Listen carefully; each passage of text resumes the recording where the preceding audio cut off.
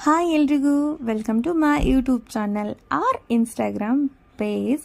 Daily ಒಂದೊಂದು video share ಮಾಡೋಣ, daily vlog ಥರ ಅಂತ ಥಿಂಕ್ ಮಾಡಿದ್ದೀನಿ.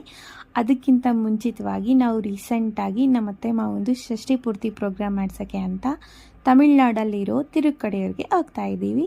ಸೊ ಆ ಟ್ರಾವೆಲಿಂಗ್ ವ್ಲಾಗ್ನ ಶೇರ್ ಮಾಡ್ತಿದ್ದೀನಿ. ಬನ್ನಿ ನೋಡೋಣ ಹೇಗಿತ್ತು ಜರ್ನಿ ಅಂತ. ಎಲ್ಲದೂ ಶೂಟ್ ಮಾಡೋಕ್ಕಾಗಿಲ್ಲ, ಬಟ್ ಆಲ್ಮೋಸ್ಟ್ ಟ್ರೈ ಮಾಡಿದ್ದೀನಿ. ಸೊ ನನ್ನ ಮಕ್ಕಳಂತೂ ತುಂಬ ಎಕ್ಸೈಟ್ಮೆಂಟಲ್ಲಿದ್ದಾರೆ. ಅವ್ರ ಕಸಿನ್ಸ್ ಎಲ್ಲ ಬಂದಿದ್ದಾರಲ್ವ, ಅದಕ್ಕೋಸ್ಕರ ಫ್ಯಾಮಿಲಿ ಟ್ರಿಪ್ ಅಂತೂ ತುಂಬ ಚೆನ್ನಾಗೇ ಆಯಿತು. ನಾವು ಟ್ರಾವೆಲ್ ಮಾಡೋಕ್ಕೋಸ್ಕರ ಅರ್ಬಾನಿಯಾ ಅನ್ನೋ ವೆಹಿಕಲ್ ಬುಕ್ ಮಾಡ್ಕೊಂಡಿದ್ವಿ. ವೆಹಿಕಲ್ ಅಂತೂ ತುಂಬ ಕಂಫರ್ಟಬಲ್ ಆಗಿತ್ತು, ಎಲ್ಲ ಸೀಟಲ್ಲೂ AC ಇತ್ತು.